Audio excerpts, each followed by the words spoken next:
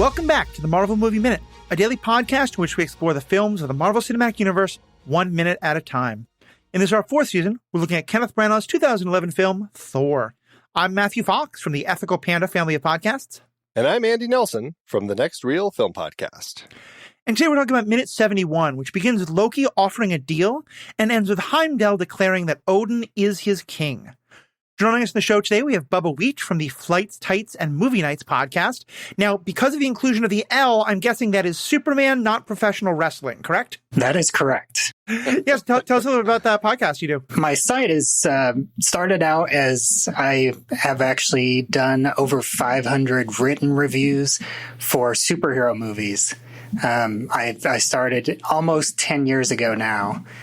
And then my main podcast, it's my current focus, is called It's Time to Rewind. And I'm focusing on covering time loop movies and TV shows one loop at a time. And I started the first season with Groundhog Day. And this second season, I am going through episodes of The Twilight Zone. Wow. You know, you're a braver person than I am. And normally at some point over this week, we're going to be recording together. I would try to worm my way in to get an invite onto someone else's podcast. I'm on record as absolutely hating time loops. They break my brain. So I'm so glad you're having fun with that. And all the people who hate me ranting about it, check out that podcast. We'll be back, though, to hear all your thoughts on Loki and Thor after the quick moment.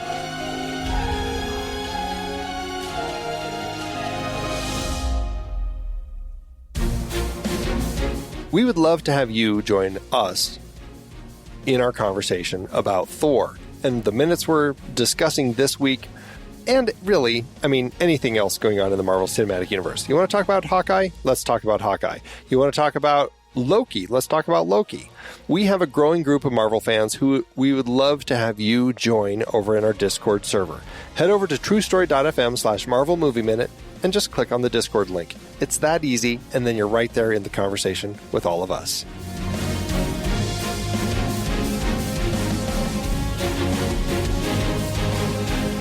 All right, so we start this minute back where we were at the end of last week, where Loki is talking to Laufey, and this time he's offering a deal. We kind of got the sense that he was building up to this. He is explaining that, of course, he can't kill Odin.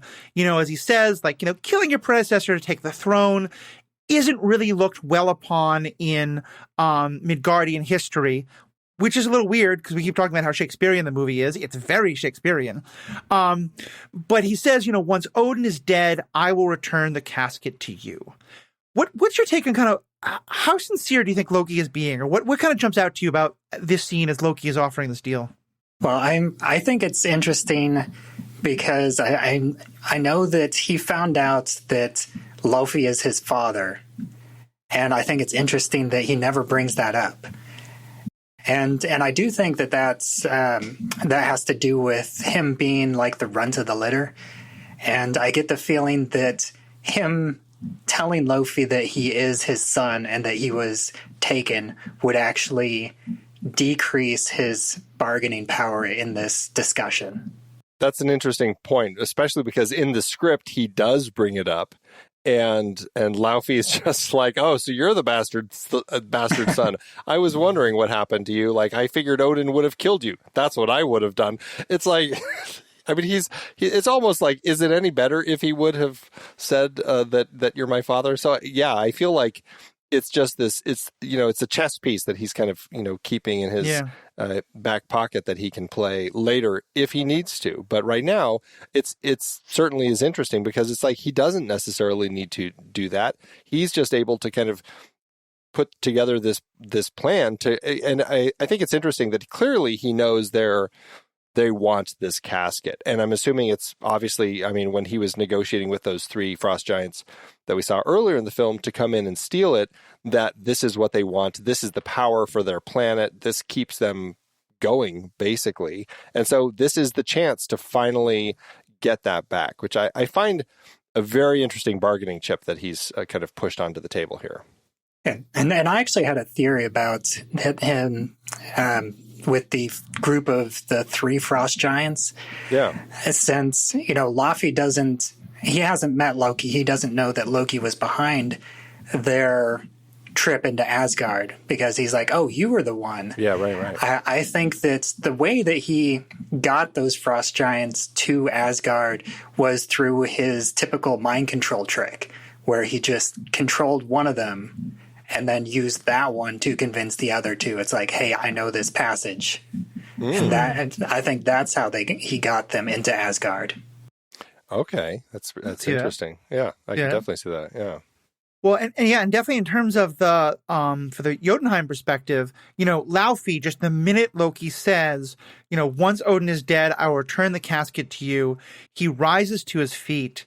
He really seems very eager about this, and which is interesting because he's tried to play everything all the way back to when Thor came, very cool, very much like, we don't need you. Is this because he of what he knows about Loki, or is he just that desperate to get his hands on the casket again? I think that it's him seeing an opportunity and using what he can tell about Loki right now. And I like that, he seems eager, but at the same time, he is, I believe he's still very slow and deliberate with his actions. Like, it's not like he jumps out of his seat. It's, a very slow rise, and he's like, we have a deal. Yeah, it's very interesting, and I can't help but think that part of it also may be that they are actually weakened. I mean, as we kind of, it's been alluded to, they take, when Odin takes the Casket of Ancient Winters off the planet, I mean, when Thor and Warriors 3, Sif, Loki, when they all come down, we see chunks of it kind of floating off of it. The planet, like, everything's falling apart when they're walking through it. Like, things keep crumbling to the ground as they're just walking. Clearly, like, this whole place is falling apart. And I can't help but think that maybe the Frost Giants, as just an entire race, are just weakened because they don't have it on their planet. It's almost like, Frosty when he's melting, right? It's like, oh, he's just kind of like a little soft and mushy around the edges. And so it really makes me think that there is this element to them. Like, he really wants to go to war. And as far as he's concerned, like, he should be in war right now, as he alluded to earlier. But I think that they just, he knows if they actually did go to war that they would lose because they're weak. And I don't know, the more I look at these scenes in this film, I really start kind of getting that perspective of these frost giants just having been since 965 AD to now without the casket. They're really weak. And I think that's certainly an angle to look at here. Yeah, and it wouldn't surprise me if Loki, whenever he was told about his heritage, that the thought crossed his mind at taking over Jotunheim. But I think at this point, he probably doesn't even really consider that as an option because, like you said, it is, it's like a race on their way out. It's like, why do I want to conquer this hellhole? I'd rather just take over, the rich country, the rich realm of Asgard and just destroy this one. I think the thing is, though, I very much agree with both of you, and certainly we get a little more of Loki's thoughts on Jotunheim in just a second, in a very condescending, hilarious way. I think, though, that this is not just that the Jotuns are falling apart, but that Laufey very much knows his power is fading. Yeah. The last time we saw him, this arrogant upstart whelp of the son of his ancient enemy came into his kingdom, into his castle, and he said, look, you're going to die. You and your friends are going to die. And then instead, his beast got killed. A lot of his people got killed. And then Daddy came back and said, don't worry, we'll figure it out. And then not a word's been heard. Like, I think we're definitely supposed to get the sense that, like, Laufey knows his own power is slipping and he needs to do something, or else some of the other Jotuns are going to say, wait, why are you our king? Why shouldn't someone else be? Because you've just got a big L on your forehead, and it's not for Laufey. Maybe it's 2 L's on his forehead then. There you go. There's no bean at the end. So, and then we do get to, as part of the negotiation, Loki then makes very clear his thoughts on Jotunheim as he says that I'm going to return Jotunheim to all its glory, as he's looking around. And it's just such the, like, mom coming into your room and saying, like, oh, yeah, you have a very nice place here. And you can see the judgment and derision. This doesn't seem to be the way to make an ally. What's Loki thinking here?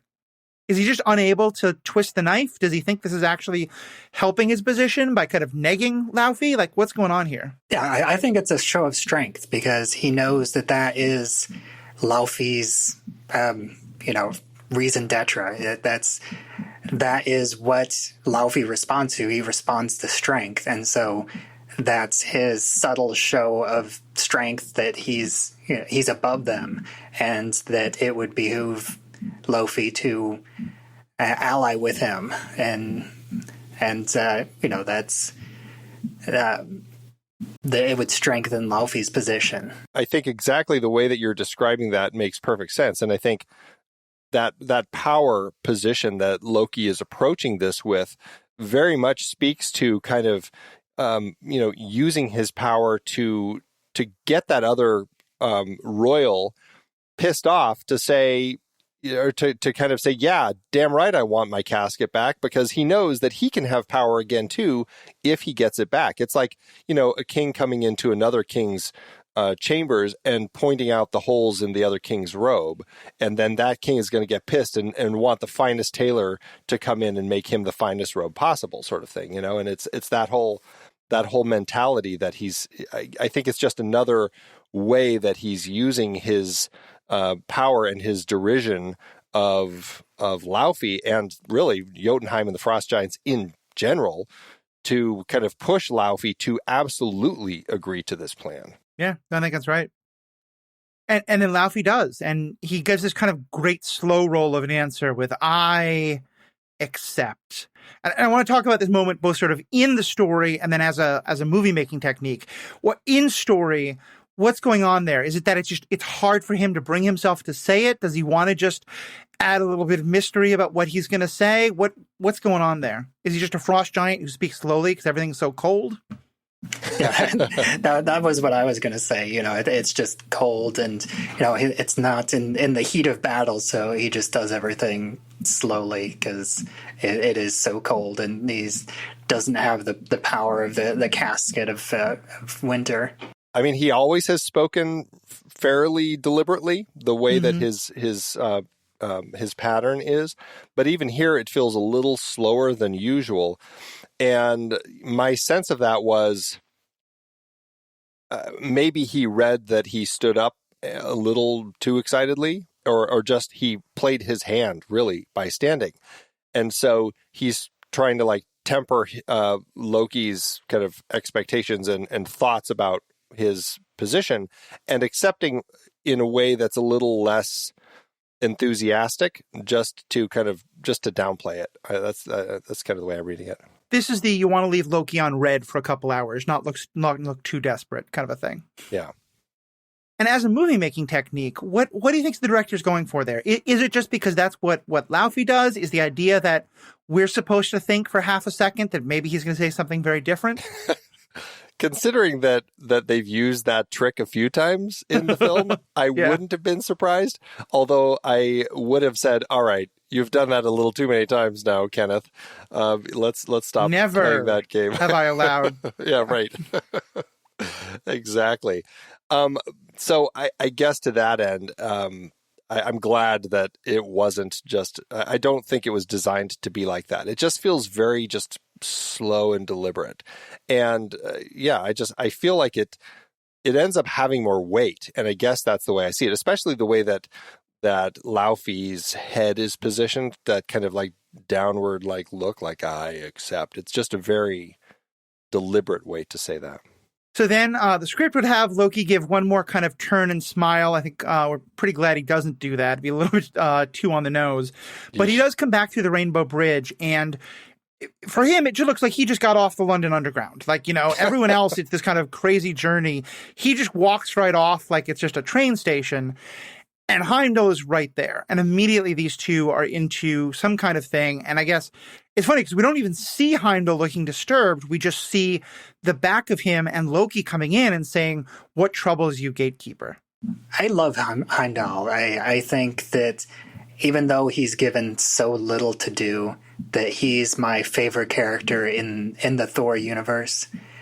And he just exudes this stoic, potential energy that he's always ready to go, but he's bound by his duty to his king.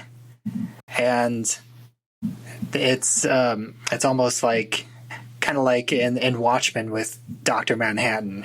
Loki is someone who reads people so well that he knows how to read Heimdall, that these subtle changes in his position shows him being upset.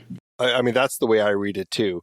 Although I do think, thinking back to when we first see Loki approach Heimdall early in the film as they're getting ready to go to Jotunheim, Loki kind of spins this little story for Heimdall and it just falls flat. Like Heimdall's like, yeah, whatever, before Thor comes in and kind of intercedes. And so it is interesting that like that, Loki might have been, maybe he should have used a little more of his ability to read Heimdall in that earlier stage too. Well, and I have to say, their conversation reads so true to me because, I'm in Minnesota, the land of the Vikings. We are a very Norse culture here. And so these two utter refusal to use direct communication it fits so perfectly, They're just talking and it's very shrouded, like, I turned my gaze upon you. I could neither see nor hear you. You were frosted like you were shrouded like the frost giants.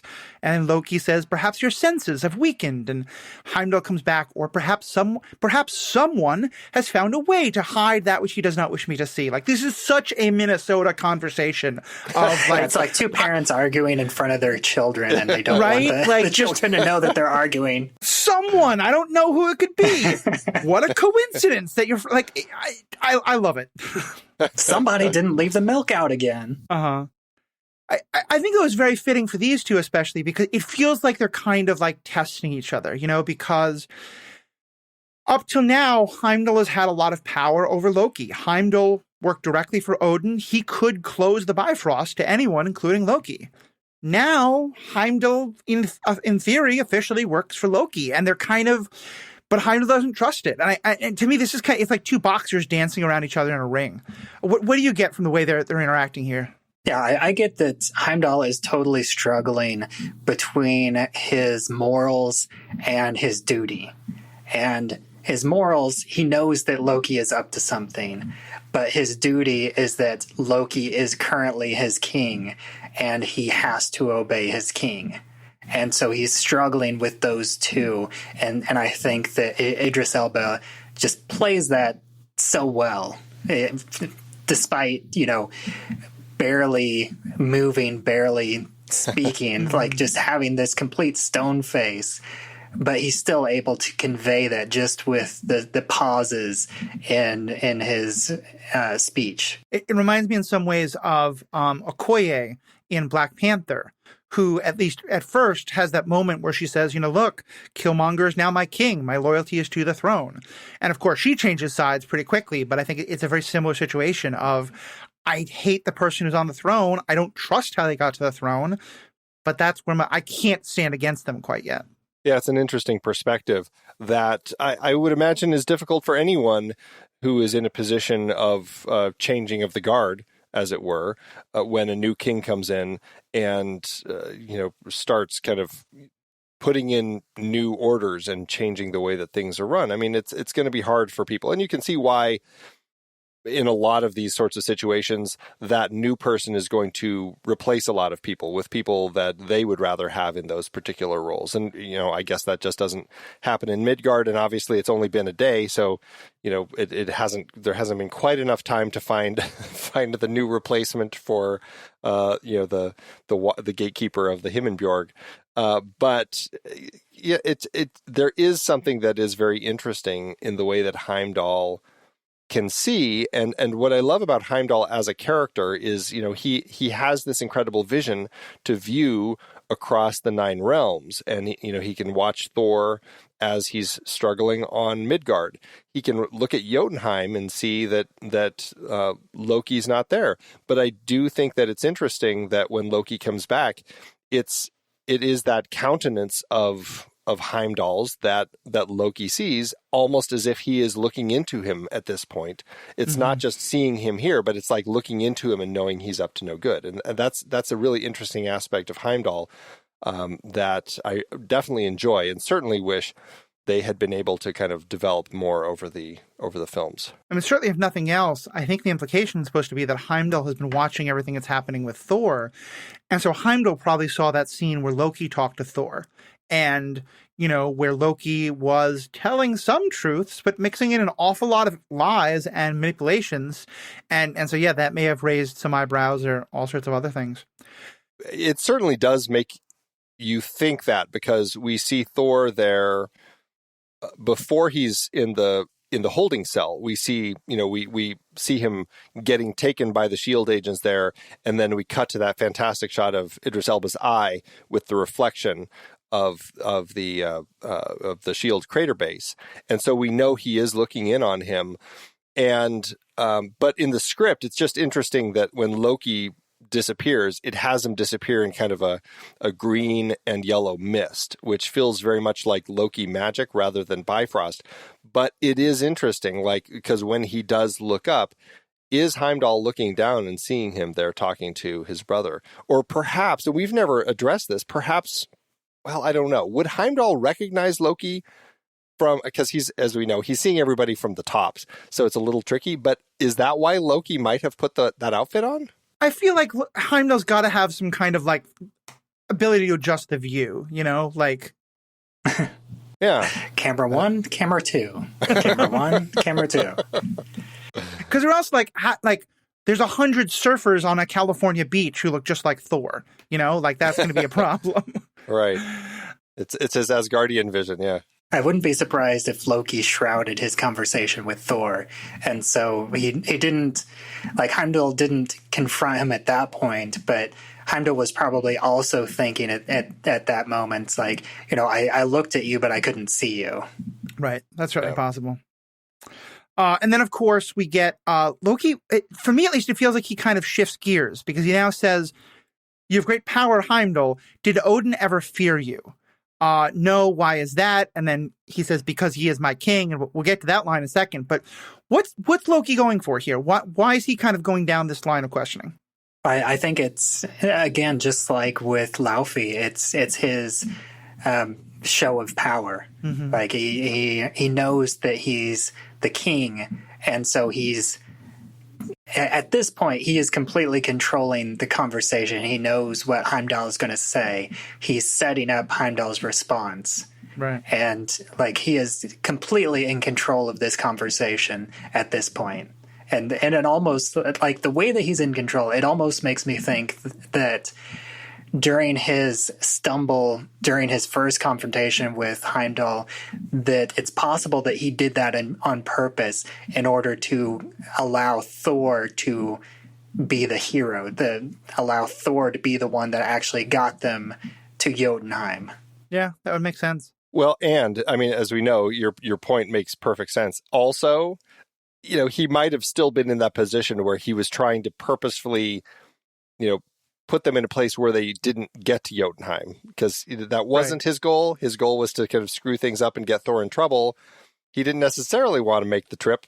So he could have been doing that in the hopes of finding a way to kind of make it fail. And I love the way you talk about that in terms of the power dynamic, because I think that's there, especially because he's kind of, in the one hand, he's both talking about how powerful Heimdall is, but also kind of taking all his power away, because he's basically saying look, I know you're super powerful, and I know my father never had to fear you because you won't rise against the king. Yeah. That's also, it's this very kind of subtle, three-dimensional chess of, on one level he's saying look, you could kill me. I know that, but I know Odin never had to fear you, and so I shouldn't either. Yeah. The way that he plays this conversation, I love the way that it unfolds. Did Odin ever fear you? No. And why is that? Because he is my king.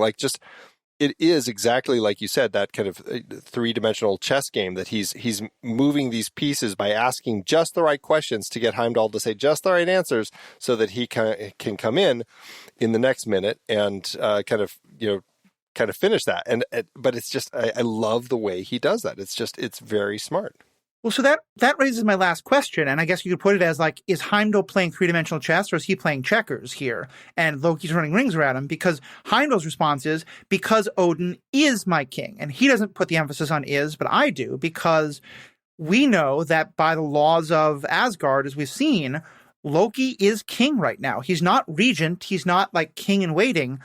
He is king. And in theory, that will change when Odin wakes up again. So is Heimdall like playing back a little bit and saying like Odin is still the real king, or is Heimdall just like he just hasn't caught up yet? Yeah, I think that Heimdall is he feels that Loki is acting king. Yeah. He's just temporary king, but Odin is still the once and future king. So the is kind of he is trying to needle Loki a little bit and saying like he's kind of intentionally not acknowledging that Loki is king right now. Yeah. And that's how I feel. Like he's just saying, Odin will be back, and I am working hard to not have to make decisions that he would look down on, knowing that he'll come back because he'll be disappointed that these decisions were made. And so it's it's pretty. But you're right. It is a different game. Yeah. That he's like, it's like he doesn't realize exactly what Loki's about Loki's kind of changing this conversation here. Right.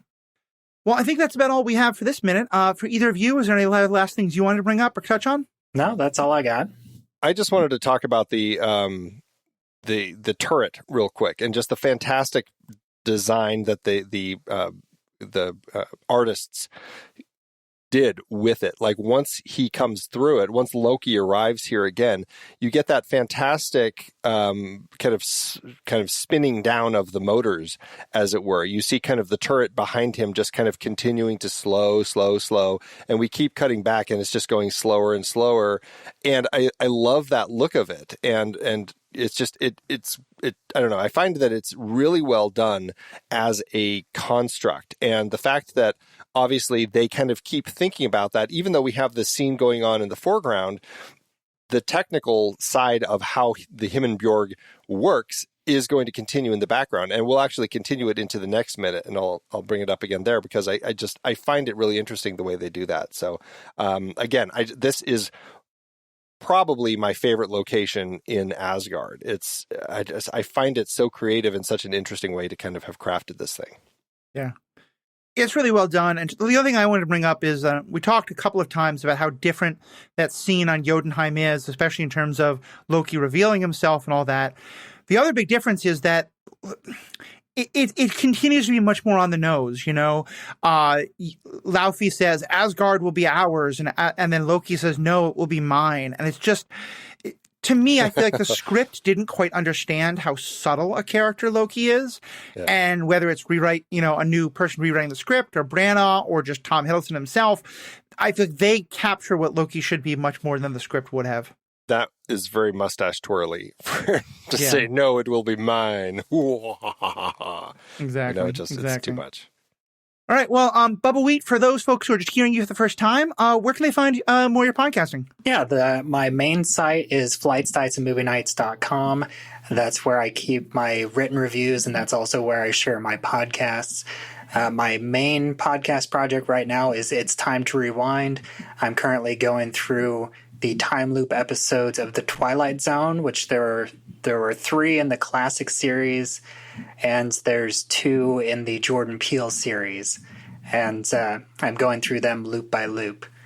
And you can find that on anchor.fm, and you can find me on Twitter at Bubbawheat. And I also have a Facebook group, It's Time to Rewind, a time loop group, if you want to join that.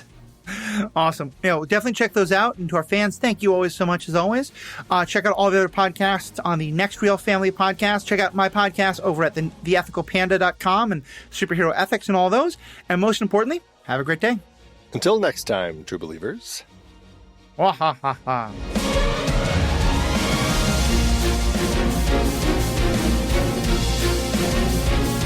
Marvel Movie Minute is a production of True Story FM, engineering by Andy Nelson.